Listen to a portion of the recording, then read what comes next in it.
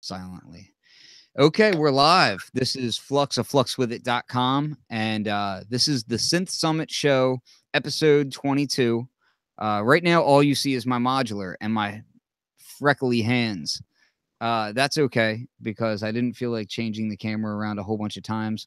I am in my jail cell of a temporary studio, so there's not much to see in here anyway. But what there is to see, and I will click the window here, and boom, there he is, Bradford Kinney of Warm Star Electronics. That's Warm Star with a space. So I'm also in space. Yeah, in space as well. Yeah. So what he is here to discuss today is he is a fairly new eurorack modular manufacturer. How long have you been in the biz of making eurorack modules? And when I say in the biz, I mean for your own company. I started work on my module, the Benz, about 2.5 years ago. It was only released in October. So however you want to measure it. Okay, whichever of those starting points you would like to be the starting point of me being a modular business, because I think in a way they both are. Yeah, absolutely. So the Benz being the first module out the gate, there's something that I wanted to kind of talk about before we even dive into the history and what your background is and all that stuff. Mm-hmm. So just for people coming in here quickly and are just starting the video and they want to know, well, what is this show going to be about? Primarily the Benz is listed as a voltage manipulator. Okay, so it's this eurorack module over here. I'm going to click on it. So here we go. You can kind of barely see it because I do have a little patch going on here. So it's this guy, which is clearly out of focus, which is awesome for all of us. And I'll work on that as the show goes. But so some things about this module. It became apparent at NAMM that explaining it was interesting to say the least.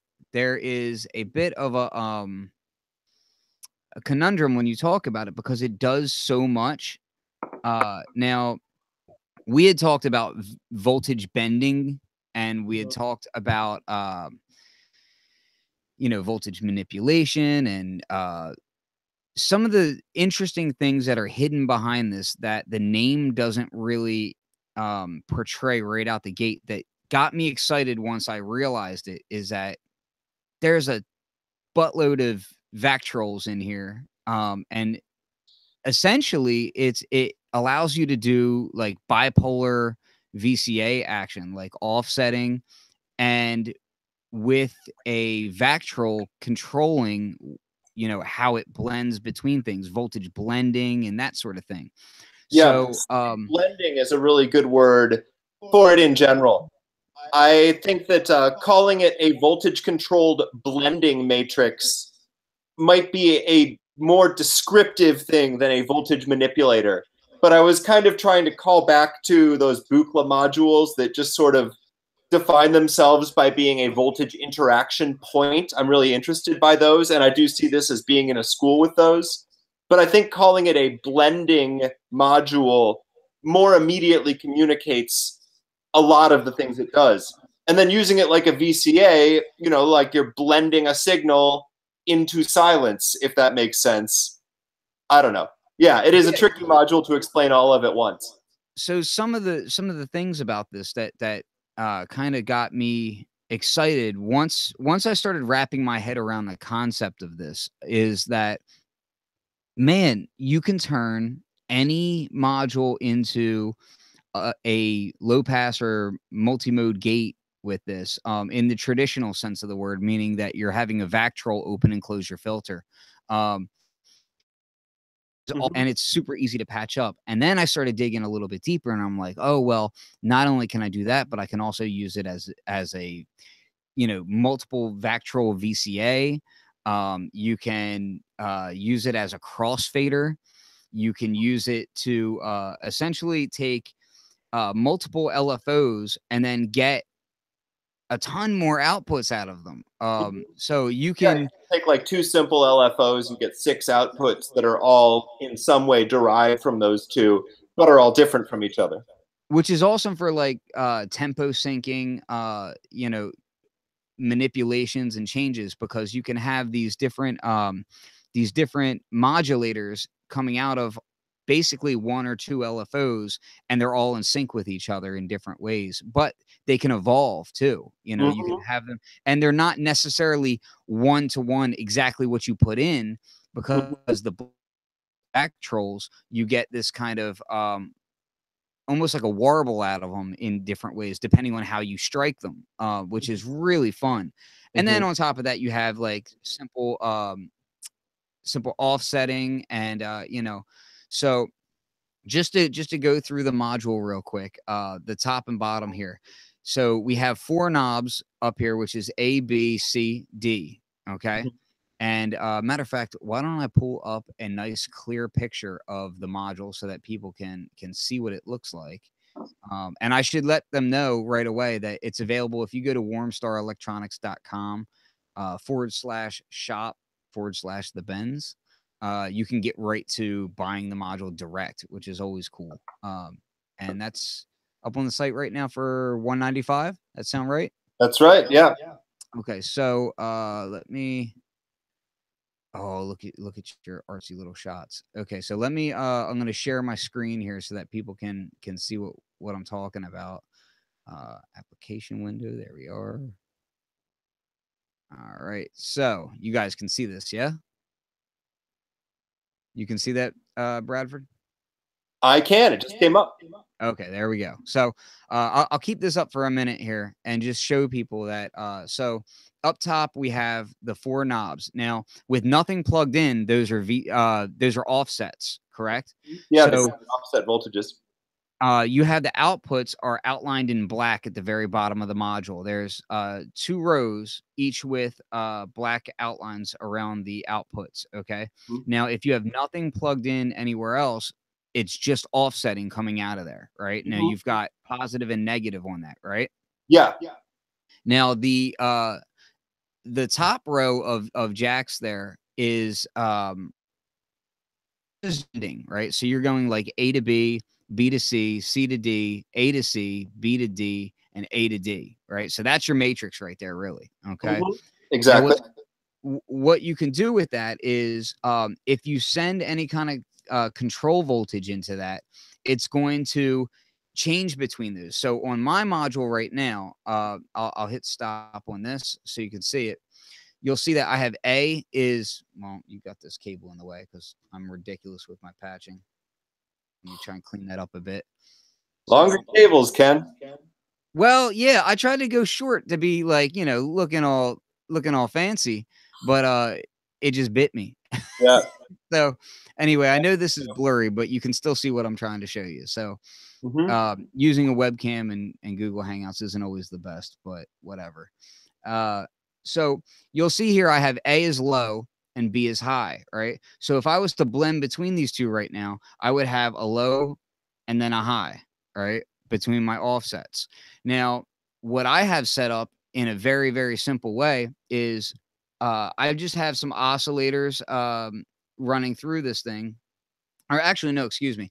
I have oscillators running out to my output, but I have the output down here, this white cable, okay, is coming out of A output. And then coming in here is just a gate. Nothing more than a simple gate, all right, from a Mini Brute 2S. Now, when the gate hits this, it's going to blend between A to B. But what's cool about this module is that there's a Vactrol in between here. So when I strike it with the gate, it's actually going to blend it smoothly as a Vactrol would, as opposed to just being a sharp strike. So I'm going to give an audio example of that real quick. And turn my volume up here. Make sure I have, of course, I probably should have set that up ahead of time, shouldn't I have? Where are we at? Yep. Give me a second. Oh, I got to turn it up. Turn the volume up. Now, so A is up at 12 o'clock right now. I'm going to drop A And when I do that, it's going to take away the bottom end here and go into full-on low-pass gate mode. So I'm using this. This is a SEM oscillator voice here. So I've got just an oscillator. I've got a filter and a VCA. I'm not really using the VCA right now, aside from just attenuating, so I'm not overdriving. But all I'm doing right now is controlling the filter cutoff of this module, of this filter. And what's cool about this that you don't necessarily get from just a simple low-pass gate is that I have complete control over what Vactrol is controlling the filter cutoff at, meaning I can raise the low point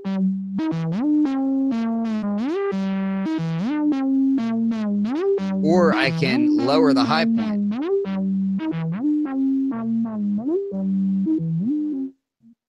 So I can decide exactly how I want the Vactrol to affect a filter without any other attenuators involved, without, you know, really anything else going on.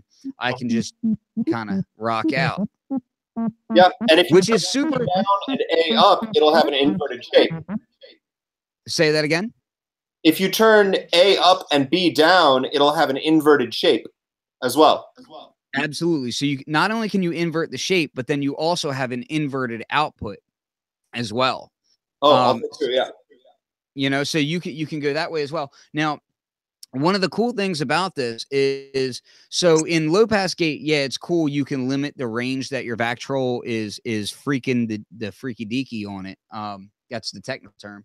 Yeah. But what's really great is when you start going into like bandpass mode. So I'm gonna bring this filter over here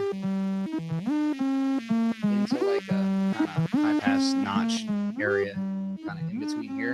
And then when you start tweaking it,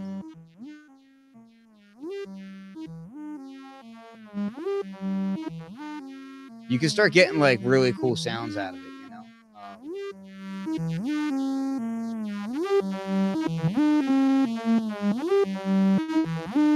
And you can keep that range like exactly where you want it, you know. Totally. Now, let me. So now the other thing that I was, you know, as I started getting familiar with the module, because the module esoteric when you just talk about it and when you just look at it or see a spec sheet. The fact that it's so esoteric in that way kind of was causing me some issue at NAMM when I was trying to like talk to you about it. Well, also because NAMM is hectic in its own right, so we're kind of like just trying to hustle and bustle our way through things. But one of the things that I started doing as I got home and I spoke with you, and then we started kind of playing around with patching ideas, is there's multiple ways to get to a similar destination that will give you different characters consistently, which is awesome because I found at least 4 different ways of doing low pass gates with this module, and low pass gates that can chain together, low pass gates that can open up other filters. You know, you can, because you have so many different variances of the outputs, you're chain things in ways that make melodic sense, which is really, really fun. And it got me thinking, how the hell you think of that? So before we dive into any more of the actual patching on it, what, you know, now that I've given people a slight overview of just scratching the surface, that's like the absolute bare minimum scratching the surface of what this module can do. I want to dive into a little bit more about how this module came to be, and then we'll come back to more patching ideas because there's so many more patching ideas that I have that I just want to discuss about it. So first things first, where did the project begin? The project began with me thinking that Vactrols are really fun. I had found finally a source of Vactrols that I liked, that I could get, you know, quality and in quantity, and they're currently in production, which was quite a thing. And up until then, I had been using them to kind of do circuit bends and hacks and DIY projects. And I got to thinking, what kind of a module could I make that, to me, would really sort of be an open toolkit of how to use Vactrols to blend signals with each other, to cross them. And well, actually, that's so. My original draft of it actually was not. It didn't have inputs. It just had offsets, and then you could use voltage controls to bend those values that you chose toward each other. So it was like, set this thing at 2, set this one at 5, put in a control voltage, they come toward the middle, let the control voltage go, they go back out. That was the point at which it got called the bends. And then Mickey Delp, who is my collaborator, my mentor, one of my good friends, played with that prototype and said, well, this is great, but does it have to just be voltage? Couldn't you be using the same mechanism with any input signal? And that was the point at which it really became the module that it is now. Yeah. So all of a sudden I started getting feedback. Did anything change on your end? Nope, we're good. Google is so strange. So yeah, Mickey's great for all of his input and consultation and whatnot. He's helped out a lot of people. The bends, as far as the Vactrol aspect of it, are you matching these? Like, how are you going about actually deciding what goes into the module? Well, so as a background to my answer to that, I will say there are 6 Vactrols in each module, 1 for each of those 6 voltage controls in the middle. And those 6 Vactrols are basically bridges between all 4 of the channels, because between 4 points you have 6 possible crossovers. Like if you look at the module, it'd be like a square between them, and then the 2 like X across the middle. So I need Vactrols that make those 6 bridges in a way that matches each other. So yeah, I'm actually hand testing and hand matching the Vactrols for every single module, making sure that all 6 of them in each module have similar values, so that when you're blending A and B and blending B and C using the same control voltage, you're going to get a nice symmetry in the resulting waves. So yeah, I'm going through all these modules as I get them and testing them and putting them in these little bins. These are the ones with these values. These are the ones with these values. And because of the design of the circuit, the values being slightly different in one module versus another doesn't matter nearly as much as the values within one module all being the same. Yeah. Okay. I got you. Yeah. And that makes sense. That's how I would expect the matching to go. So with this module, you also have, and I'm gonna kind of quickly navigate to it, so that people can see it. Let me pull this up real quick. You have a nice manual as well. Now, the reason why I bring up the manual is, again, to get back to the point of people need to maybe take a look at this stuff, because I commented to you previously that it was kind of like maths, in the way that, if you haven't used it before, it might throw you for a loop. But once you understand what's going on here, it's gonna it's gonna make things really really so much easier in your system to get exactly what you want, and just super useful for every single patch.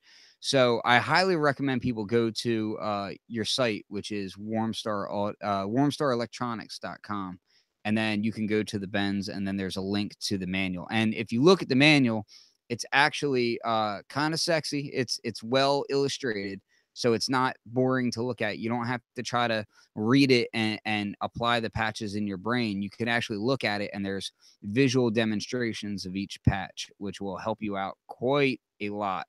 I'm glad you like my illustrations. I worked hard on those.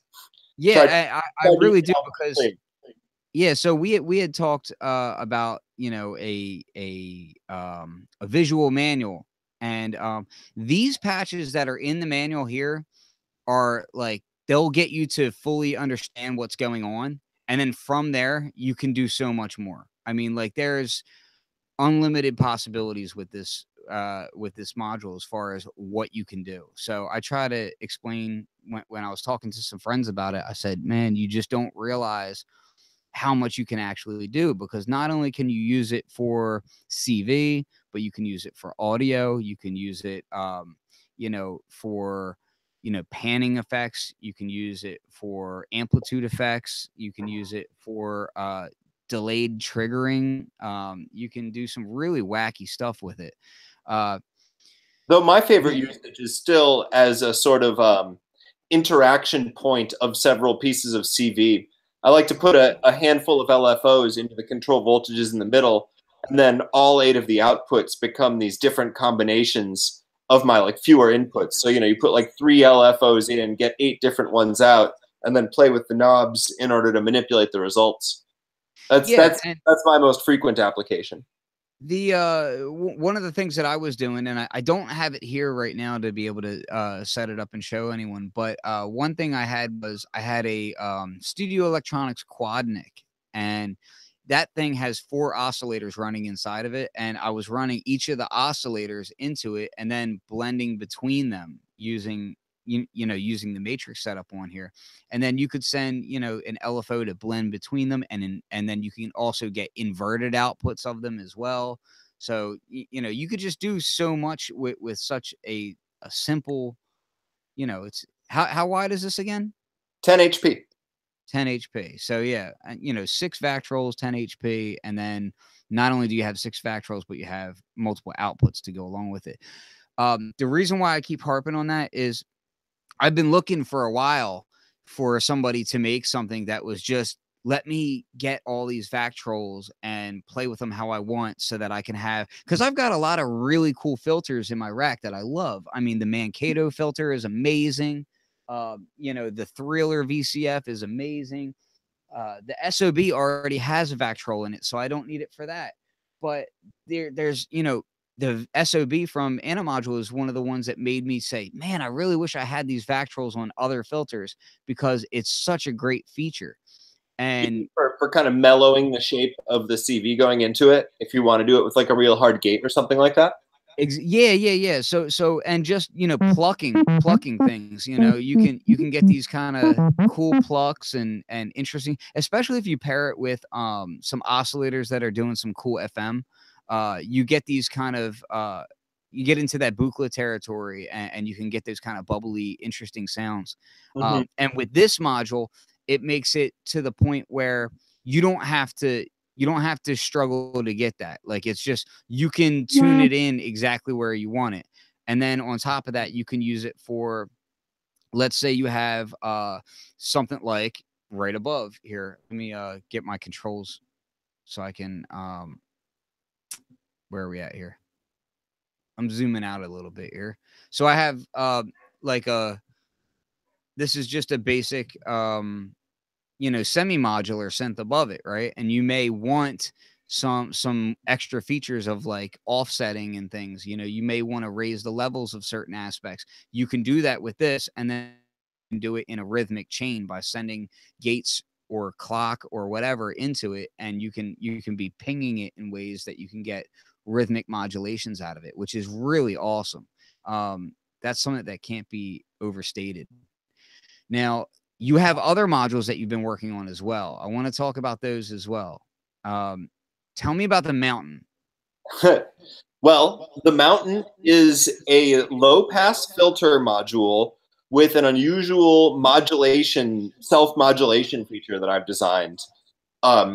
It was originally based around the SSM 2044 vintage filter chip, but our plan now is to make it with an interchangeable filter daughter board, because we think that these modulation possibilities that it has would be best applied to a whole bunch of different filters instead of tying you down to just one. So the daughter, but I'm going to cut you off real quick. The daughter board aspect of this, are you talking about like a pinout on the back, or are you talking about, okay, all right. I had to, because I had talked to some other people about like cartridge based stuff, and I wanted to know, so you're talking at NAMM, you had a demo of this. Do you have one of the mountain there so that we can show it? Yeah, I've got it right up here, but we only have it still with the I only have it with the SSM 2044 chip and then the newer SSI 2144 chip, which is made by Dave Rossum. And yeah, they're right here. These three guys. Yes, that's what I wanted to see. They look exactly the same as each other. You just have to believe me that they have different guts behind them.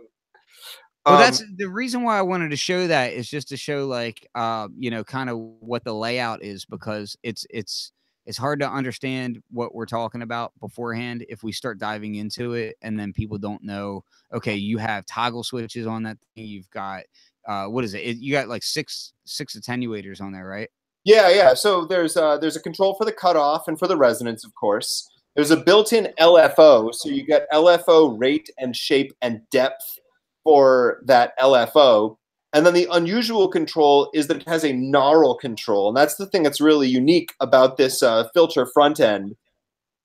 And what the gnarl is a circuit that we've designed that takes the output of the filter, modifies it further, and then uses that modified signal to modulate the cutoff of the filter at a like just sub-audio rate. And what that does is create this kind of low-end, like roaring, growling, multi-harmonic thing. It sort of ends up being like a distortion, like a, I don't know, lower harmonic generator, sometimes really noisy, sometimes really pretty. If you do your VCA before your filter, it's also responsive to amplitude. Okay. So you can, you know, if you VCA your signal a bunch, you can get these kind of, you know, envelope following roars. So yeah, it's pretty interesting. Yeah, I use that a lot, and that's why in the patch that I was just showing, I actually have it attenuated back a good bit, because I tend to do that a lot. The so the different filters that you're talking about doing, have you decided how many you want to do? Like, are you saying, okay, I want to do X amount? What's that? I have not decided how many we're going to do. I currently have a breadboarded OTA filter that I think I'm going to do on it. I'm pretty certain we'll do some kind of transistor ladder, and then we'll do this SSI 2144 chip and the SSM chip, the vintage one. But that one's going to be a lot more expensive. That's a really rare chip at this point. Yeah. And the other thing that we're excited about that is that we plan to actually release the info about how the pinout works, maybe even just open source the whole module, so that other people can make their own filter daughter boards that go on it, you know, and basically use it as a hacking platform or even a prototyping platform. Yeah, definitely. That sounds like the fact that you would be able to change out the cores like that would be really cool. Now, if you change out the cores like that, you're still going to have all the same modulation, and everything else is going to be the same. It's just what you're affecting with that, correct? Yeah, exactly. You'd be changing out like the filter heart and leaving the whole interface and all the modulation stuff the same.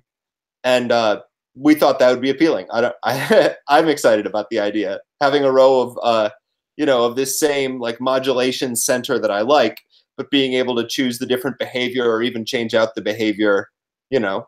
And I would assume that I would assume, and I don't want to, so I don't want to hurt business here, but I would assume that being able to do it just on a daughter board would save a lot of production costs, which you could pass on to the people. So it's not like buying a whole other, okay, I want a CEM module, I want an SSM module, I want a transistor ladder module. It's not like buying a complete new module. You're buying just a daughter board that you kind of like the preamp market is for the DIY preamp business. I don't know how familiar you are with that kind of layout, but they have. I'm not. So yeah, in man, I'm gonna. This is the 80. Well, I'm being very self-conscious right now because I had some rude people on YouTube talk about my ADD, and yes, I have severe ADD ever since a youngin. But don't worry about it. I'll allow myself to veer off because it's my show. So in the pro audio market, there are certain DIY and boutique preamp setups where you can actually change out just the core of the preamp and pop it in there, and you can get different preamps that way. And it's very inexpensive to do that sort of thing because you're not paying for any hardware face plates. You're not paying for knobs. You're not paying for a lot of things, really. You're just popping in another chip and board. So that's the idea. Yeah. I think that sounds awesome. If this went the way that I hope it does, I would really like if there were even, like other people who would design a daughter board and put it up on Modular Addict, or who would produce their own thing and say, I have this neat filter I made, but I don't have, I'm early in this, or for whatever reason, I don't want to make a whole module. I've just made this little thing that's compatible with the Mountain, and you could buy it from my site for $30 or whatever. I would be totally excited about people doing that. I hope they do. That would be awesome. Yeah, because then you could have a the monster's here. Hold on, sorry. My 3-year-old son has just he's just ran his way into the area. You want to say hold on. Oh, people. That's super cute. Hi. Right, so hold on. Yes, he wants to say hi, so I'm gonna have to let him because otherwise you should let him. Hi. So how are you? Ollie is Good. here. What? Yes. Okay, buddy. Say goodbye. Bye. Thank you for saying hi. Hi. We're gonna talk Have a nice night. Hold on. Tell him real quick. Do you like synthesizers? Yeah. Yeah. Hooray! But I can hear. You can hear? Yeah. I like synthesizers too. Hey, I like synthesizers. I like synthesizer too. Okay. All right. Bye-bye, buddy. Go on. No. You go on. Hold. Okay, hold on. Go over here. Mom's gonna find your toys. Oh man, we lucked out that he did not freak out on us. As a 3-year-old will do. So let me tighten this thing back up. Okay, so as far as third party with that sort of thing, I imagine that's a ways off because the module's not even out yet. That's a whole elaborate plan. The Mountain has actually, I've been working on that just as long as the Bends, and I think that I will have other modules that come out before that's done. It's just kind of the way of it. It has turned into a very very ambitious project, I think. I think you should have a poll on your site where you have people vote for their favorite type of filter that they would like to see for the Mountain. I think that would be a cool idea. There's another secret feature on this, which is if you take off the daughter board, it's actually a no-pass filter. It doesn't let anything through. It's really good for like minimalist ambient music. Well, that's one way of looking at it. So I would assume that it's not even going to work as a VCA at that point.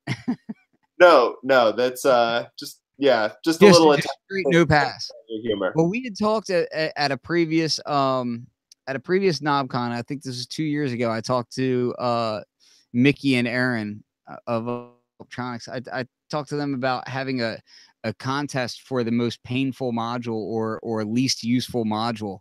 And my idea was to bring out a line of Magic Smoke modules that you plug them in and they instantly short out. Which I'm sure I can design. Trust me. So that's going to be your second module out? Actually, it's much more likely that my second module will be a new thing I'm working on. I actually had a slightly different prototype of it available at NAMM, but you haven't even seen this thing. I don't know. Can I make this show my screen? You can, but you have to take the porn off first. I don't have any of that up right now. Oh, okay. Well, then you should be okay. Yeah. So there is there's a green screen with an arrow on it. If you hover your icon over or your pointer, or what do we call that these days? If you hover that over the Google Hangout screen, you should see a green screen. It should be to your left. That says screen share. If you hover over it. A green. We should have tried this earlier, but we were too Yeah, easy. sorry. Whatever. It doesn't. I don't need to screen share this. It's not that amazing looking. I will just tell you about what this thing is. So it's called Fragment, and what it is it's a 9-channel module, which I showed it to you as the adder mixer amplifier. That teeny tiny little module I had at NAMM. But basically, it has 9 inputs and 9 outputs, and it breaks up into mixers based on how you patch it. So it could be 1 9-channel mixer, or 2 3-channel mixers, or 3 3-channel mixers, I mean. Or, so you're saying that it's like switching jacks that will break it up into separate areas, kind of like how you have mults that have cascading mults where you can break them up in certain points. Yeah. So it's like cascading summing on the output and also cascading multing on the inputs. So really? You can use it to make many attenuated copies of one signal, or you could use it to mix several signals into one mix or into as many different divided up mixes as you want. And it has can you use it as both to an extent, where you have like mults and then you also have mixes? Yeah, you could be mixing 3 and then make 5 copies of another signal, have each of those copies be differently attenuated, and then, well, I guess 6 copies, because I left myself 1 extra in that example, and 1 channel is not good for that much. But yeah, you could do a 3-way mixer and then a 6-way mult, or vice versa. 2 3-way mixers and a 3-way mult, or whatever. So I feel like, and I'm gonna kind of share this real quick. So let me bring this up. Give it a second. Wait for the you gotta wait for the hook, as they say. So let me bring this up. So this is why, instead of just showing of selling this, right, I would like to see a Warm Star Electronics straight jacket. And if we could get a Warm Star Electronics, my modules are too crazy. Yeah, the speed suit's dope. You know, I'm with it. I like it. Right now. You see this? I got straight jacket. Straight jacket feels applicable. Got my star. You know, I'm really dumb. Those speed suits, I got them in a whole bunch of different sizes, and we're now completely sold out of large, and it is the only size that we've sold. Really? Yep. Should have just gotten larges. Turns out most people who want modular-related speed suits are about the same size as me. Nerds come in one size. Nerds, yeah. Nerds who want speed suits come in one size. And I don't there it is about it. I'm just talking about sales data. Yeah, well, I don't know. I don't know what size your large is. I'll have to look at it, because I was looking at them the other day and I was like, yeah, maybe I might be able to squeeze a medium. Who knows? Well, I mean, I need to lose weight is basically what I'm saying. So, but my wife made these banana donut things. Whatever. Let's move on. So I want to get back to the bends for a minute. Some patches that I wanted to show on here to kind of illustrate some of the weirdness that can go on with this. So I'm gonna I'll let you play the patch that you have set up, and you can talk about it. And I'm gonna set something up kind of on the fly with this. While drinking bourbon, to make sure that it's organic, as the people like. Sure, totally. So can you hear this? Yeah, can you turn it up any more? Yes.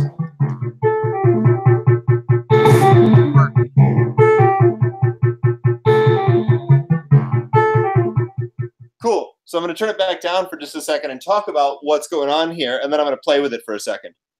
So what this is here, it's a favorite patch of mine. It's using the bends to combine several clocked control voltages, which are either pingable LFOs or envelopes. It's combining those into some more complex into more complex control voltages, and then those are being quantized into melodies by the ornament and crime. So what that means is that you have this sort of melody-shaped generator in the bends, which you can then manipulate by hand to get these complex melodic outcomes, which are complex but not random at all. They're completely deterministic, and if you leave it alone, it will repeat. So listen to this.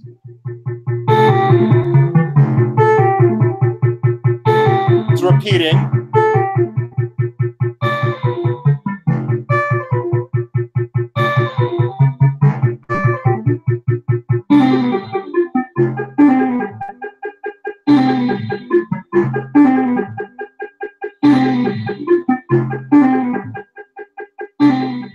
Isn't that neat? So with that patch, you're able to kind of vary it on the fly by messing with the attenuators, right? Yeah, exactly. Okay, so I'm kind of still in the process of setting my patch up. Basically, Sorry, my demo was too brief. It was too brief. Damn it. Here you go.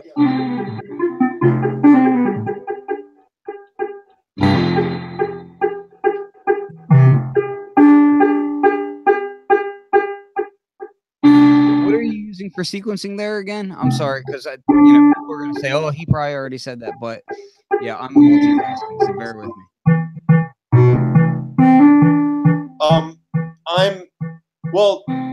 What is generating the sequence is the bends being fed into an ornament and crime in quantermain mode, being used as a quad quantizer.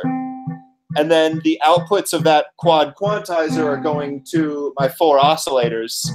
And yeah, so it's not exactly is quantizing sequencing, it's sort of a different thing. I mean, it's different in that you don't like write a sequence. The system is making it for you, which is also the appeal of this setup to me. I've ever since I started doing modular, I've wanted a way to kind of use my system to make melodies rather than like tell it what melodies to play. Oh, I have to mute mine. Hold on. There we go. That way you guys can't hear it. But luckily, I have This is one of the things that I tend to do, and I hope it doesn't offend anyone. There's been so much vitriol lately in the modular community about different things. So I'm trying to I'm trying to weigh in my FU stance versus okay, let me explain why things are the way they are. You know what I mean? So yeah, so basically one of the things that I'm doing here is I'm using the Ana module, which I love their products. So I try to show them in just about every video because they're awesome. So I have a speaker right here.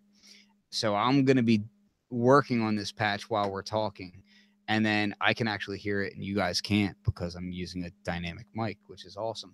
But just to explain some of the thought process of what I'm doing right now is I'm going to be sending an oscillator mix into my A input. Okay. A input, once you send an input into A, right, or into any of the inputs here, all right, I'm just going to kind of walk through what it is that I'm doing. That way it's slightly more understood. So as soon as you send something in here without anything in here, this is an offset and you can see it in the data here. I got the Mordax data. And this oscilloscope is showing us exactly what's coming out of A output. Matter of fact, so just to make this very clear. So this black cable right here is going right to the A output. Now we have an inverted output as well, but for now you can see that when I raise this up, you see that green bar goes up. That's the offset. Now, this is an oscillator output. This is the mixed oscillator output of the Behringer Neutron. That is the new synthesizer from Behringer. That's, I guess it'll be out pretty soon. So if I bring this down, now what it's doing is it's attenuating volume. And quick question to you actually is, are we able to overdrive this? It will not. I mean, you could overdrive it if you provided it with a hot enough signal, but it will not overdrive itself because it's not providing any amplification. It's just attenuating.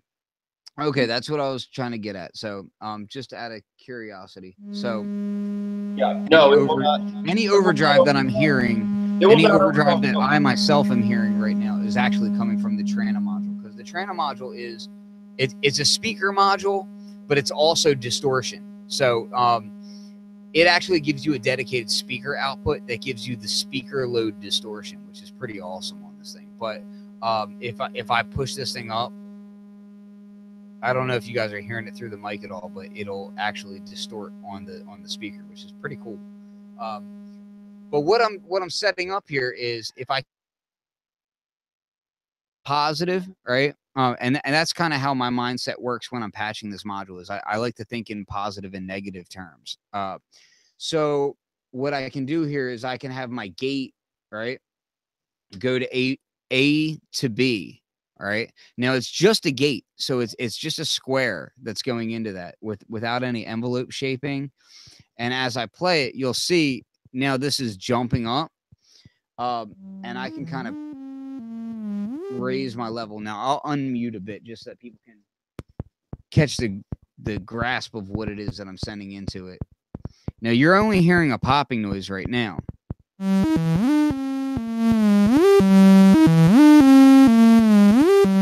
But you can notice how the signal's raising up. So let me stop this. But what's useful in this is that you can use this not only as a VCA, you can kind of use it to blend between different sources. And that's kind of what I'm setting up now. So let me set some different stuff up here. I'll send a VCF output here into a B input. And then I'll bring this down, this up. And then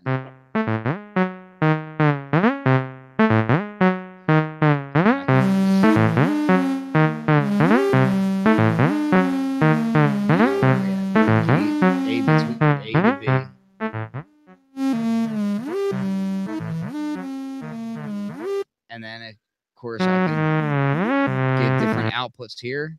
But if I go to C output, what I can do here, if I'm doing this right, I might be doing it wrong, but we'll find out what happens here. B. Goodness gracious, give me 1 second.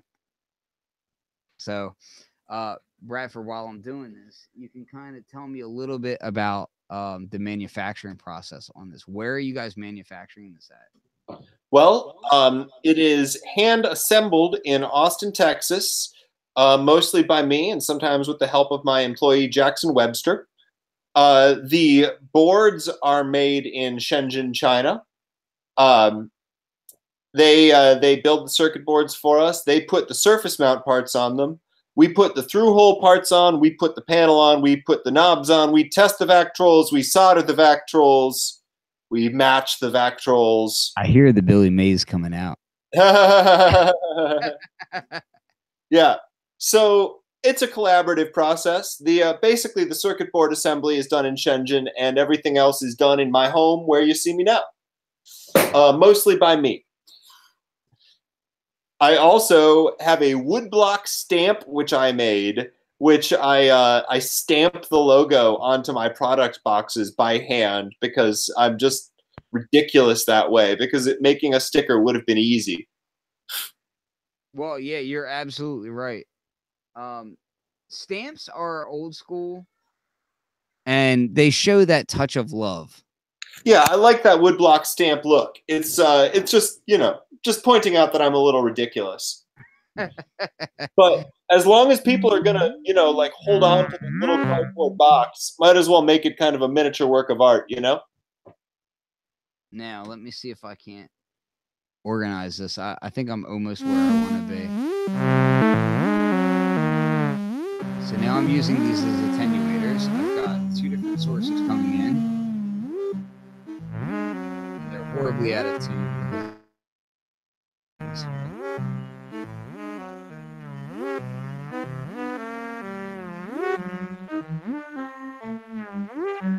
So sounds a little bit more pleasant to me. Okay, so let me mute that for a second. So I'm trying to get things organized just a little bit. What I want to do, I need another stackable as well. There we are. So I'm setting up a different way of crossfading between these, so I can get this kind of strange crossfading. So I have C down. Now with this module, you can also do you kind of do some weird stuff with it as far as sending modulation into it and getting outputs that are inverted, but the inversions aren't exactly one-to-one, right? Well, the inversion would, but if you have, say, A to B is positive and negative, right? Those inversions are different. So the way the Vactrol the way the Vactrol plays with it is a little bit strange, and I'll see if I can show it to you on the scope in a minute. But I was messing with this earlier, and I was noticing like just this slight change in them. Let's see if I can patch that. I mean, if you put a signal into a CV input and you're using it to control the blending of some offset signals, you can get a very similar signal out, but it will not be the exact same signal out because it's not really a throughput. It's like sort of using the input signal to sculpt a thing in the input signal's image, and it's going to be a little bit of a squishy version of it. All right, I'm almost where I need to be. Almost where I need to be. So I need to send a trigger.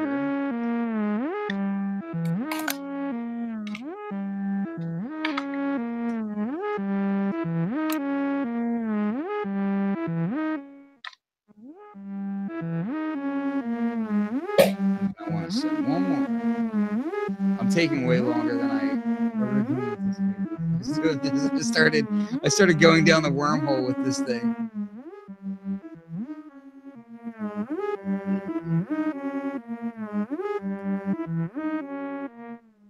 Okay.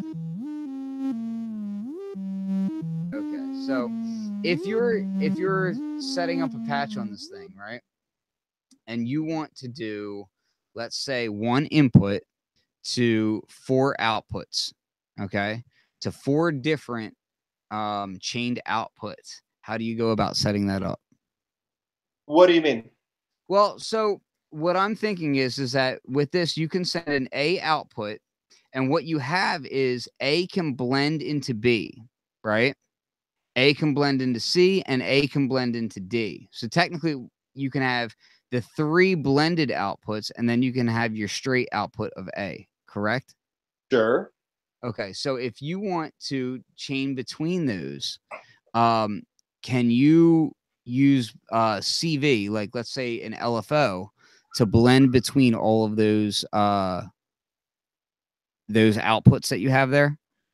Well, you could use an LFO to blend between a pair of outputs. You could use several LFOs to do that. Like right now, if you had a signal going only into channel A, and then modulation going into AB, AD, and AC, and B, C, and D all turn down, as you do, then those modulations will be sending that A signal to the B, C, and D outputs as each of them rises. Yeah, because what I have set up right now. Well, what I have right now is I'm actually coming out of the what is it, the D output right now. Yeah. Yes. Okay, so right now what I'm doing is I'm blending. So if I were to take this out right now, I'm coming A, and I'm actually blending all the way across to D, right? Now A is positive here, but D is negative, if you can see that. So as I'm striking it, I'm blending all the way across there to D. So it's acting as like a VCA there. You know what I mean? And D has a negative input? Oh, you broke up. Say it again. The input to D is negative? Yes. Is a negative voltage? Yeah. Yeah. So then when you blend them, they're like making a big swing toward each other in the middle. Exactly. Yeah. Yeah. So, and another thing that you can do. Oh, you know what? I didn't even have. I just unplugged it, but I didn't realize that I didn't have that plugged in. So, well, where was I at? I just forgot. Well, I had that patch. That was my LFO. So now that people can actually hear it. So when you're doing this sort of thing, what you can do is you can actually have tempo sync changes. Let me stop that for a second. So that's an LFO right here. And what you can do is you could add different inputs and change between them. So let me turn that down. So you could actually change between them, and off of one LFO, you can be changing between different oscillator sections, you know? So which is what I'm finding interesting about the module in general, is that not only can you blend between multiple sources, but you can blend between them without it being a sharp strike. You know what I mean? Like you can get that kind of curved edge, and that allows you to kind of get something slightly more melodic, slightly more musical than if you were just hard cutting between something, you know? Mm-hmm. The Vactrol response is quick, but it's not hard. Mm-hmm. Totally. Yeah, that also makes it really good for crafting drum sounds. Like just put an oscillator into A and use the AB input, strike it with a gate, and you can get like kind of bass or tom or whatever kind of sounds you want. Yeah, and you can use it for the control voltages. When you start combining them, you can have like let's say you have a sine wave LFO going into one side, and then you have a double time LFO going into the other. You can kind of blend between the two so that you get an interesting rhythmically, it makes sense, you know, kind of syncopation almost, you know, out of the module, which is pretty awesome. So something that I thought people should be aware of with this thing. And I'm probably gonna have a video coming up in the next 2 weeks that shows just a variety of different patches that I've been coming up with on this thing, because that's basically what happens is as I start to mess with it, I'm like, oh well, shoot, I can do this. Oh well, now that I can do that, I can do this. Oh well, I can do that. Now I can do this. I've kind of gone down a rabbit hole with this module. Um, pretty awesome. What is something that has surprised you about it? During the process of creation or in usage? I guess the first surprise was the way, and I guess this shouldn't have been a surprise, but I just wasn't really thinking about it. The way that the Vactrol colors the sound when you're using it as like a voltage controlled mixer or something like that, it really, it has a slight like low pass filtration, you know, like you said, low pass gate to it. And yeah. I didn't expect how much it would kind of mellow what it was processing. And at first I was a little flummoxed by that. And then I came to really like it. And I actually really like the way that if you use it as, you know, as kind of a three-way voltage controlled mixer or three-way VCA mixer, it kind of has a little bit of a compression to it. It like gives this sort of blended feel to the things in a way that a normal mixer wouldn't quite. So that was a surprise, but something I ended up finding, you know, it's not a bug, it's a feature sort of a thing. So that was one of the first things that I did with it. Was I was like, well, let me use it as a three-way VCA Vactrol controlled VCA, and I really enjoyed it. I had a lot of fun doing that, and like you said, I found that there was a mellowing of the sound, a slight rounding to the sound, but it was not rounding in the same way that just a simple filter does it. Like it does it in a way that's complementary to different harmonics. So really bright raspy sounds come through as kind of more punchy, but not quite. So I had a lot of fun making more melodic sounds out of it. I lost a few words there. Punchy, but what? What did I say? I agree with you though. Like they still have it's not as raspy and it's not as brittle. You know, yeah, it's totally. not. So if I send something that has a lot of high end to it, what it'll do is it'll kind of it kind of like brings it into a space that's more pleasant for my ears. And yeah. you know, I have to be careful in how I say that because I'll be the first person to say, I'm one of those dudes that doesn't lie about my hearing. Like I'm getting older and I have certain hearing loss in the very upper high frequencies. So for me, it becomes very, very pleasant. You know, below 16K is where I start to really find things are working out. And really in the 12K range. Above like 15K, a lot of just don't work out. And so like I like to kind of round things out and kind of keep things how I like them. And you know, other people's results may vary, but that's where I like a lot of my high end to be. And with this module, I was just playing around with a lot of FM tones at that point in time. And with FM, you can get really, really high frequency sounds that myself, like sometimes my wife will be like, what the hell are you doing? Because she can hear stuff that I can't hear, you know? And you know, with that, like I'll send a plucked FM sound through it that's like a really high frequency FM, and it just sounds so nice and tight that it's perfect for like I make a lot of like FM bell tones and FM drum sounds, and I'll use the bends for that a lot because it works really nice at keeping things.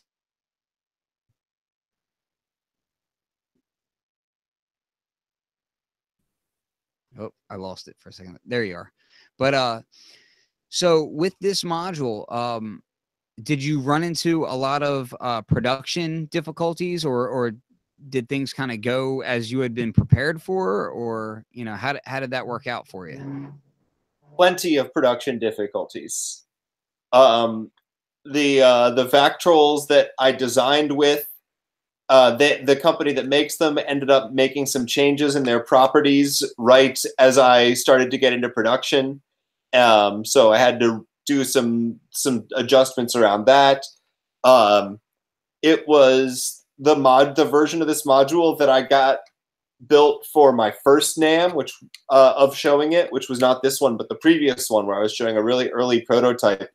I made some revisions, ordered a new prototype, built it days before leaving for NAMM, and it did not work. None of the blending controls worked at all. And I had a really panicked couple of hours before realizing that I had somehow, while changing some other things about the schematic, removed some crucial resistors that actually make the whole thing work.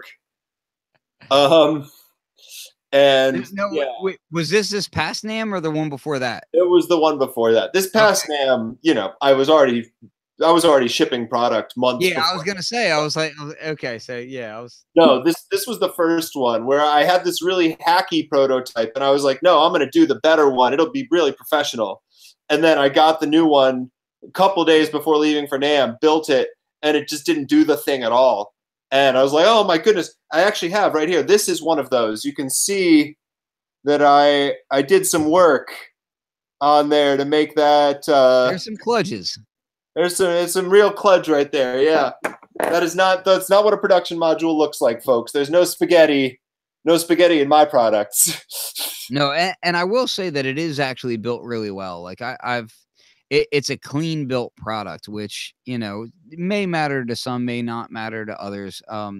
You know, I will say that for somebody, you know, when I talked to you before, you had said, oh yeah, you know, I had done some work with Mickey.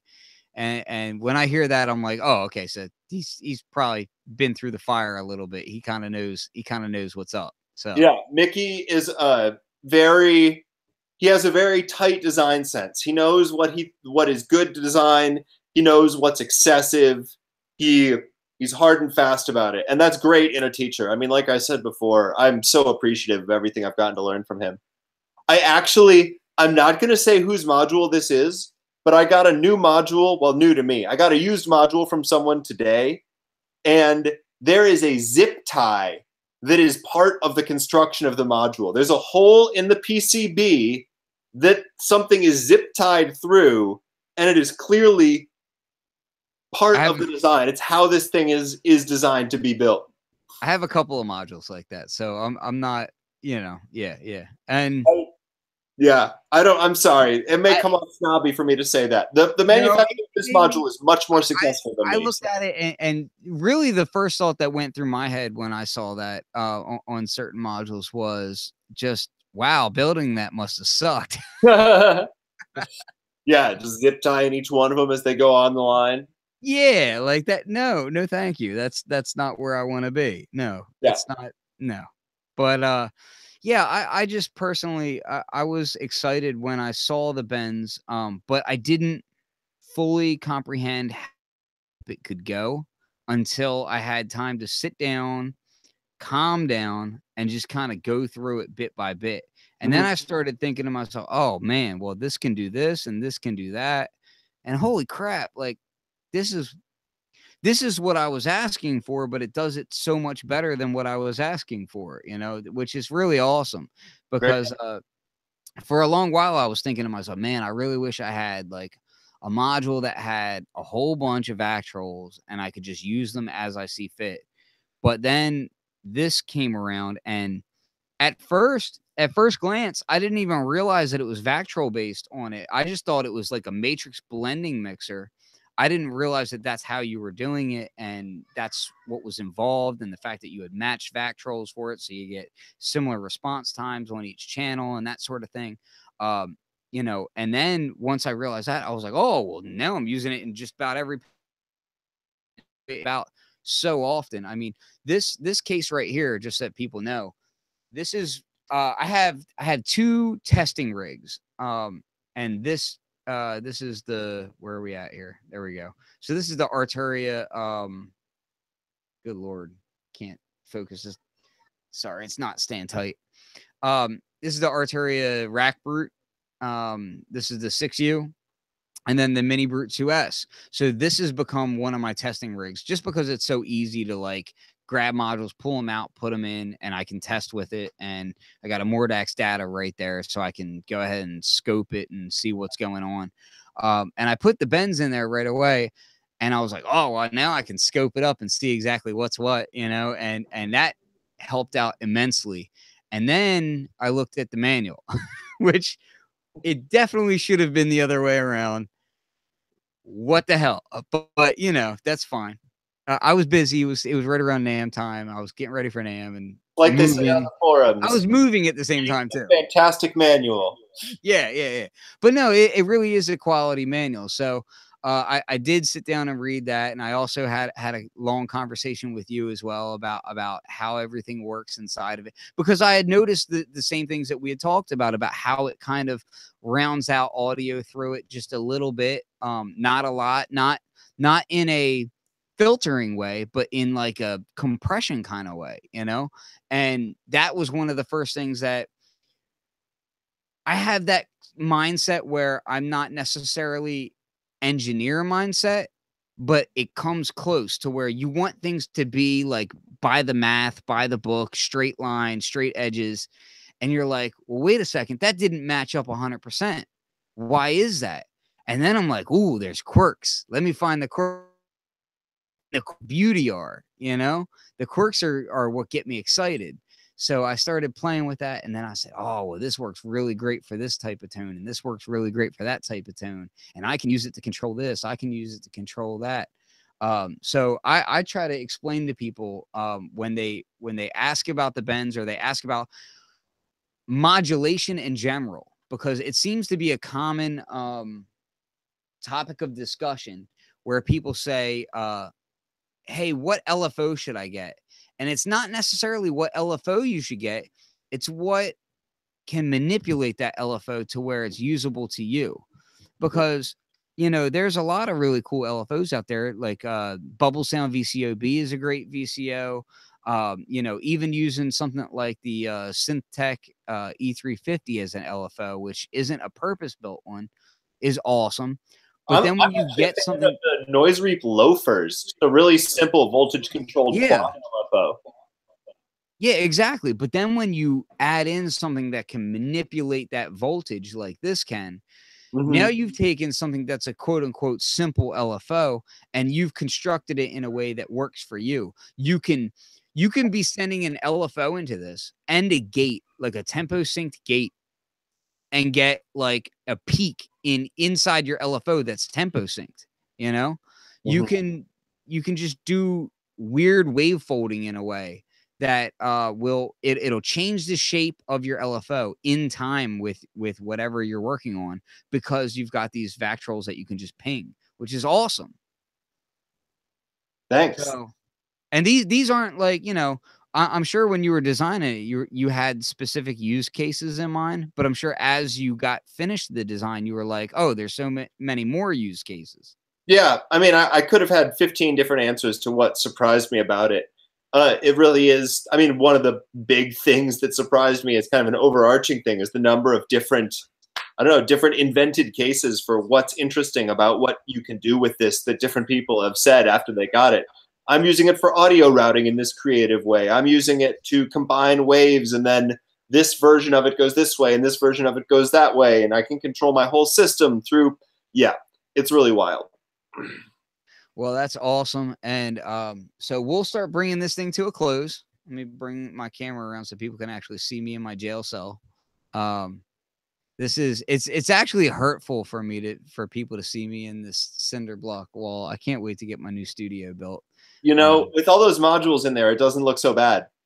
You know, and you know, you are so right. Like, I feel like, you know, I'm gonna flog myself later just for saying that, because I started out in a closet, and when I say in a closet, I mean literally I had like a Korg Triton, like it couldn't fit all the way in, and I was producing hip hop in that way. And now my closet is slightly bigger, and I have stuff that I could have never dreamed that I had. So, you know, yeah, it's first world problems and then some. I'm thankful for everything I have, and please don't get it twisted when I talk like that. Honestly, what I'm excited for is to be able to properly present things for people and properly record the things that I have in the works. So that's really what it is. I'm excited for what's to come. That's all. Modular wallpaper. Justin Olson in the chat says modular wallpaper. I totally agree. That's really, you know, Aaron had done a shirt at for was it NobCon or NAMM? It's at one of my modular synths, and like the whole shirt is my modular, and it's so awesome. But yeah, I should get that whole thing just like copied and plastered across my whole wall. That would be awesome. That's rad. But, yeah. I love Mickey and Aaron. Like they're both great people. So, you know, anytime I get a chance to shout them out, I most certainly will. Because they're just people who uplift the community in the best ways. Like I love the fact that they're out there like doing things like making a cowbell inside of a cowbell, or, you know, making drum machines that kids can use. And that kind of stuff is just so awesome to me. It enriches the spirit. Totally. So what I will say is thank you for coming on, Bradford of Warm Star Electronics. Thanks for having me. Talking about the Benz voltage manipulator. So I just like saying that. It just sounds fun rolling off the tongue here. Or voltage controlled blending matrix. Voltage controlled averaging matrix. Could you fit all that on the panel?